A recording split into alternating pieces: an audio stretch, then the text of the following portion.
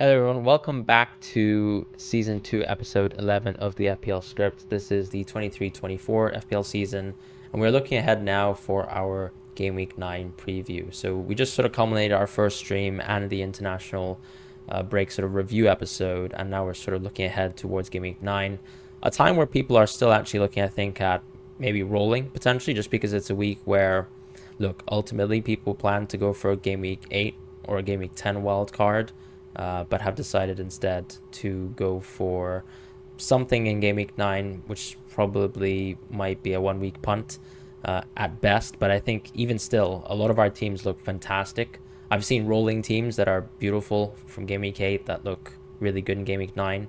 I think a lot of us maybe have like 13 home fixtures at the bare minimum within our teams. So very hard to see whether you can get an edge in Game Week 9 just from a free transfer, but definitely I think some popular high EV picks will be sort of a source of discussion, and those were quite popular in the wildcard in Game Week 8, and we'll get onto that in a moment.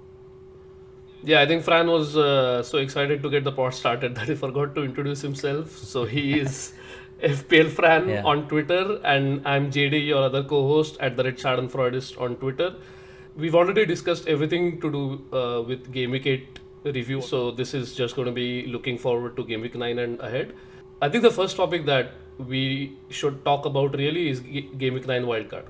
And although I haven't heard a lot about Game Week 9 wildcard, there have been a few people who maybe wanted to target the fixtures and price changes, more importantly, I guess. And we've seen so few price changes in the last week, and I don't see it changing a lot this week.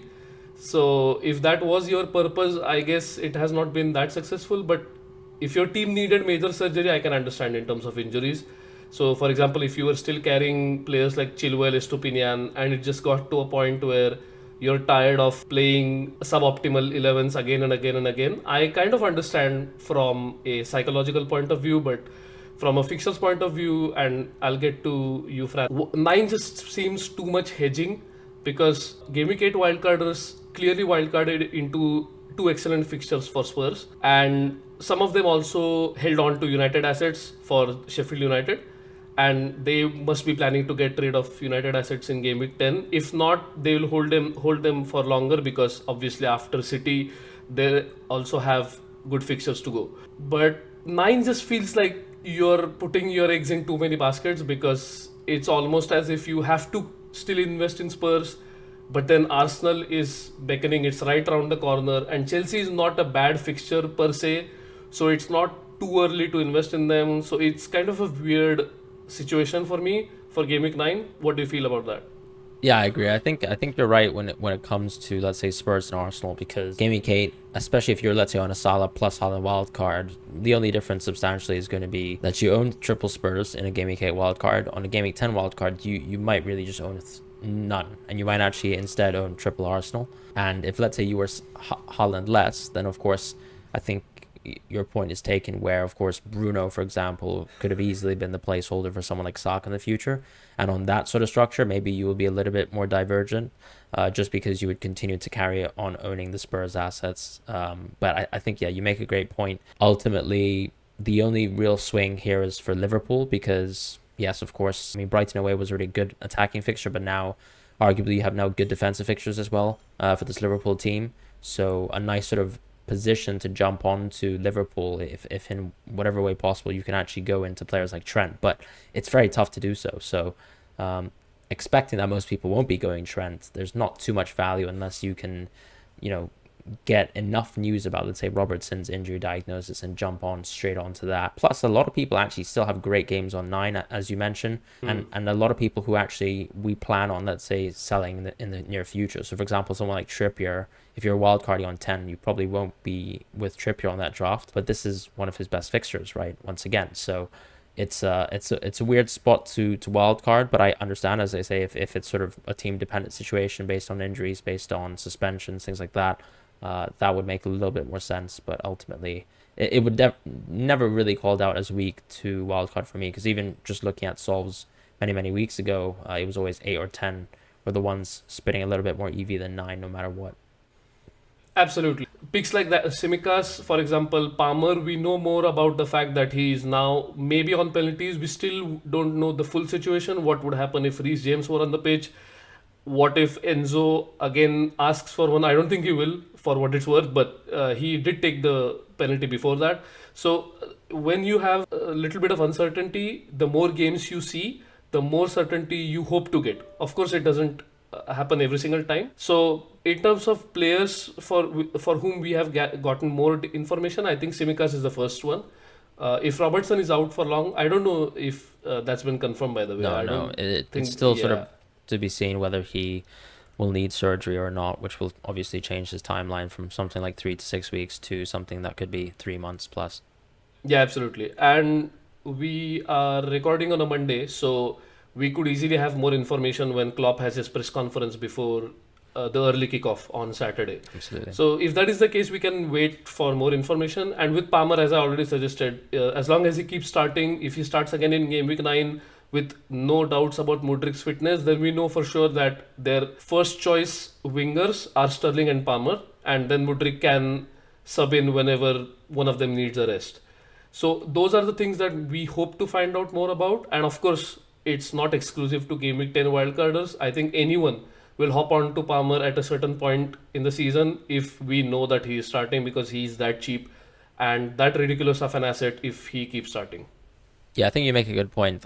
The point really is if he keeps starting, because maybe a little bit is too much sort of being overstated about him being a penalty taker or not, because I remember even before I had wildcarded, I had spoke to FPL Jack on Discord, and I was asking him about what he thought about Palmer's minutes, because when I sort of ticked up Palmer's minutes even before he took his first penalty, his EV was standout. So look, at 4.9, if you're a starting player for Chelsea, that team strength is going to have like a lot of dividends, and yeah, him being a 70-minute player might just be enough. For example, especially when you look at that fixture run, like 16 plus, he would be very close to optimal, just because that much money sort of given back to your team, you could improve in so many different ways. Like he's already going to be at that sort of juncture, and that fixture junction, if he is a starter, better than all the options that exist, such as a Gibbs White, a Neto, and a Gordon, which I think is such a good segue as well to talk about. I mean, how do you generally feel about that sort of budget position? Because I think in Game Week 8, a lot of people jumped on to Gibbs White. The EV was there. You have the Luton game now.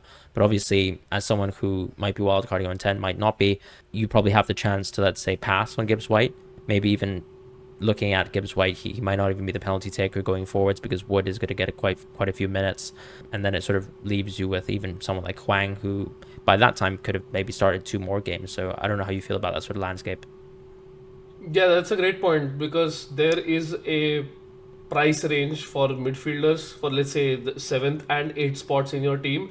And if you want to go with Archer or Mbeumo, that then leaves you with only 7 realistic options in your attack. And if you were to go for someone like Palmer, as you already pointed out, the key assumption is that he keeps starting, which I don't see why he wouldn't, but then it's also some speculation still. I don't think it's 100% guaranteed that he starts every single game from now on. And the more we go on further in the season, I think the more we'll be sure of the fact that he's going to start every single game. But apart from Palmer, Hwang, as you pointed out, Gordon and Neto seem to be the options that we are looking at in terms of competition to Morgan Gibbs White, who is clear in terms of expected value. But I have my reservations when it comes to his penalty share, because I still think that if Chris Woods is on the pitch, he's going to take one. But as you've pointed out to me in our chats, Origi could also be on the pitch instead of Chris Wood, and he doesn't have a good penalty record. So if that is the case, then maybe Morgan Gibbs White will step up to take a penalty. So the ideal scenario for Game Week 10 wildcarders would be for us to get a penalty and for us to understand what the penalty taking situation is. Because let's say Morgan Gibbs White takes a penalty with Chris Wood on the field, that then eliminates all doubt. So you know for a fact that Morgan Gibbs White is on penalties, and he is going to start most games. So his odd benching still makes me a little bit skeptical, but it's not as much, because I heard what Steve Cooper had to say before Game Week 8, and he was clearly saying that Morgan Gibbs White is part of his plans, and this was just tried tweaking a few things, and then ultimately he did bring on Gibbs White. So we hope that he keeps starting in the future if we were to go for him. And then with Neto and Hwang, Wolves have been generating XG, but With Wang, I still am a little bit skeptical because he has gone on a hot streak previously. I forgot who it was on Twitter that pointed this fact out, and then by the time everyone jumped on him, it fizzled out. Like his hot streak in terms of overperforming his XG, which is what is happening right now because I think he's returned in quite a ridiculous number of games in a row. I think it's like 5 or 6 games in a row, right? Yeah, I mean, well, he has 5 goals and from basically 1.x xg. Yeah, Yeah. so that's never going to continue. Obviously, we don't know when that is going to regress to the mean. So we could be in a swell of like a Wang overperformance masterclass that will last for a season. And if that is the case, then well, we'll regret not getting in on him soon enough. But for now, I think I would rather go for someone like Gordon or Morgan Gibbs White, who are my top two choices when it comes to expected value. Yep. That makes sense. I mean obviously, as some people will know, I also went with Gordon already, mostly just because I valued him being able to sort of garner those open play numbers, and this Newcastle team is very, very good. Yeah, nice to sort of be invested in that Newcastle attack, especially when they're so tough to sort of invest into as well, because the minutes with Isaac and Wilson are so hard to sort of guess, and we've all been burnt before in some ways. So yeah, that's why I've gone there. Another sort of interesting topic, I think, once again, sort of relating to sort of midfield picks and EV. Another penalty taker, I think, is Mbeumo. And I think, we've been in wildcard chats in Game Week 8. A lot of people actually were looking at Mbeumo, looking at the fixtures ahead. I believe Chase has his sort of rolling offensive fixture difficulty. And you can see, of course, Brentford are rather low. The reality, of course, is that Mbeumo still remains almost as the king in the midfield. One of the most price-efficient picks. PPM is insane, whether you're on market or review. Hard to sort of pass up on him. I have, and I'm probably regretting it ahead of Burnley at home. But what do you generally feel about the landscape, and do you think there are any sort of competing picks that you think you'd still consider, let's say, over Mbeumo on a wild card on Game Week 10? So I think we've picked out 4 assets that we are looking at when we compare them to Mbeumo. As you've already stated, Mbeumo is still the king when it comes to expected value. But if you were to maybe consider, let's say, Liverpool's attacking matchups for the next 6 weeks, and you feel like Liverpool as a team is going to perform exceedingly well, then maybe it makes sense to go for someone like Dominic Szoboszlai. Or if you were to consider Diaby's minutes to be, let's say, 80 plus, which seems a bit dicey now that he has been subbed around the 60-minute mark. Because previously we were thinking, the initial phase of him being subbed early has passed, and then it's back again. So if it's going to be that uncertain, I am a little bit skeptical to go for Diaby, who was, and I think still is, my top choice ahead of even Mbeumo, I would say, just because of his Bundesliga numbers and in general fixtures that Aston Villa have. And of course, the other picks are Gross and Mitoma from Brighton, and Brighton also have excellent fixtures from Game Week 10. Now, we've already discussed this on pod previously, and I know where you stand, and I also want to hear it from you because it's great that we get to reiterate this. But Mitoma seems to be really underrated by review, and Gross is still the top Brighton pick for midfielders. In fact, when I run a solve for Game Week 10 wildcard as of yesterday, I get Gross and Diaby as the 2 picks for those sub 7 million slots over Mbeumo. So Mbeumo is already not a part of my Game Week 10 wildcard plans. The only reason that I would maybe keep him on the wildcard for Game Week 8 was the Burnley fixture. And admittedly, they still have good fixtures till the point that they have a blank, which is in Game Week 18. But I feel like Diaby and Gross or Mitoma are more than capable of outperforming Mbeumo. And in EV terms, in expected value terms, I think it's going to be pretty close. I don't think there's going to be a lot of gap in that sense. Interesting that you say that, because I think like Mitoma, for example, in review just doesn't even seem like a competitive option. Even when you sort of dial up his minutes, I think obviously you have to be fair. He's not going to be a 90-minute player, but I think so far he's been running on 83 minutes. It's probably going to be reduced a little bit just because he is now fully within the brunt of European fixtures. But it's so odd that, of course, Gross on equivalent minutes really is so clear of Mitoma. I think it just comes down to some form of pen share, because João Pedro is playing so few minutes that he must therefore also have good pen share. And then when we're let's say talking about Mitoma, Strange, of course, that once again, I think he's actually very well rated on TalkFam's models. Of course, I think when we were looking at, let's say, TalkFam on Game Week 1, when Brighton had three good fixtures in a row, which is sort of what we're looking at right after the Man City fixture, it is a similar landscape, and I can't see why, for example, Mitoma would, for example, fare poorly on TalkFam, but certainly on review, I think we're not going to expect some sort of huge little upgrade to Mitoma's baseline EV, and it's probably a question that managers will have to ask and sort of maybe adjust themselves. I think you sort of responded to this best when we discussed this the first time around, where ultimately, because there's enough of a plethora of picks that you can actually replace Mitoma with that are slightly more review optimal, if you let's say have the full faith in review, then you can obviously pursue those, and I don't think there would be a cost at all. So you could do that, but I am quite tempted by Mitoma since I also own, for example, someone in that position anyways within Richarlison, who, of course, is such a simple sort of one free transfer move, but of course, once again, would appear as suboptimal, unfortunately, on review. So something to think about, because let's say when I'm running solves in the future, it's very hard to, let's say, see myself owning players like Mitoma, because I'm sure all my souls would in some way probably bring me back to Mbeumo, so it's tough. But I wonder how you view that. Like, for example, let's say if you went for non-Brian picks and suddenly you were sort of given solves constantly to go back into Brian, I mean, how would you play around that? Would you just sort of take the next line, or how would you sort of interpret that? So before I answer that, I have to absolutely give you props for remembering that, because I forgot about what I had said, and as you started speaking about what I had said about Mitoma, I remembered, and as I remembered, I said, okay, yeah, now it makes sense. Now I know why I said what I said. So anyway, getting back to the Brian Mbeumo line. So if Mbeumo is indeed optimal, let's say Game Week 11 and onwards, and review asks me to bring him back, I'll have to then take a closer look at minutes first. If I am sure that Mitoma is going to play, let's say 90, 90, 60, 90 in the next 4 weeks, I would readjust his minutes so. And if that happens, and then the review would say that, okay, Mbeumo is still optimal, but he's optimal by, let's say, 0.1, 0.2, 0.3.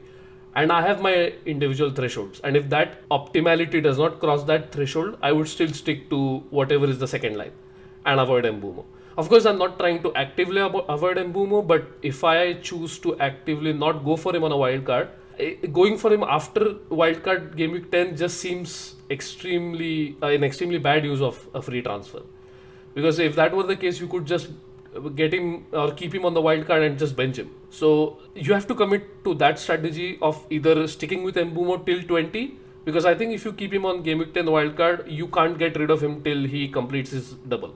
Yeah. I think that's just completely a non-negotiable. If you keep him on 10, just keep him till 20. And if you're wildcarding in 19, it's easy. You can lose him whenever review tells him you to lose him, and then get him back on a Game Week 19 wildcard. So I completely understand if you were to keep him, but personally, I think there are far too many good options in the same price bracket from Game Week 10 onwards that I would really want to get on. Especially, for example, if I were to not go for Watkins, I would really want to at least invest in Diaby pending his evaluation of X-Mins. Because if I feel like he's going to be like a 60-70 minute man, then of course I will ignore him and stick with Mbeumo.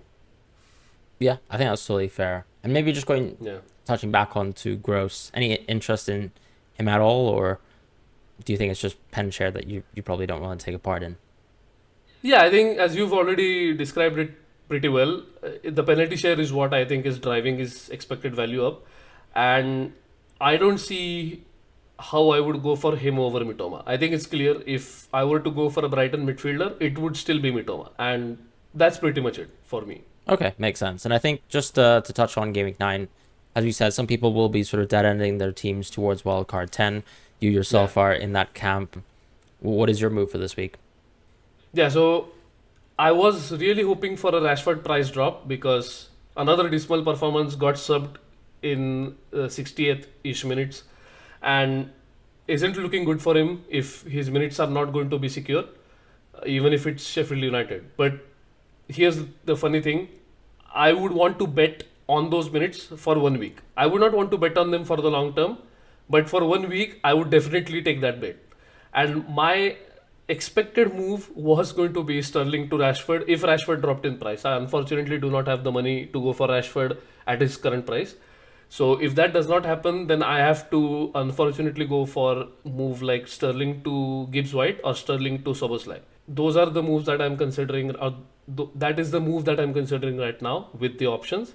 And if you, for example, are also in the camp that I am, where you're wildcarding in game week 10 and you are not worried about a midfield because your midfield already is stacked with the likes of Rashford, Bruno, Mbeumo, Son and Madison, which I think is like the perfect midfield for this week. Salah obviously is also a part of it, but you can't have everyone because everyone has a good fixture this week. So if that is your midfield five, you would be looking at some other transfer, I'm assuming. So it's either a defensive transfer or a forward transfer. And if it is a defensive transfer and you own the likes of Estupiñán or Saliba and you don't own Trippier, I would recommend that. Or if you have too much money in the bank, you can also do Estupiñán to someone like Trent. How do you feel about that? Yeah, I think those are super logical moves. Just jumping onto a full back on a good fixture. Although, well, I actually, funnily enough, have a funny little grass memory of captaining Trent when I was a bit of a vibes manager versus Everton. And I remember Richarlison assisting Demarai Gray. Feels bad, man. Oh, no way. When Salah got 1 goal, 1 assist. But yeah. Oh, I remember that. Yeah. Fair. Yeah. You're not doing that again. Yeah, we don't do that right now. So yeah. Not even based on EO, but just because, EV has taught me better exactly. things. Yeah, exactly. I mean, obviously, one move that we've discussed internally was just Alvarez to Højlund, but this is only if you, let's say, own Alvarez and we have absolute certainty that he's going to be benched, right? Because, of course, he probably would be clear of Højlund if he started, but Højlund's probably that sort of best 1 game week punt. And I guess you can sort of view Dalot as a similar one if you're, let's say, out of money for Trippier as well, just going back to the defensive position. Those are probably the transfers that I would go with. Maybe an even more vanilla one would be going for Burn, just because Crystal Palace just seem like they have 0 offensive edge to them. But you don't want to back that forever. Eventually they'll score, right? So Absolutely. And they lost the only creator they had. Yeah. They don't even have Olise back. So it's really a dearth of attacking talent right now at Palace. So definitely on paper, looks like if you could triple up on Newcastle defense, you would.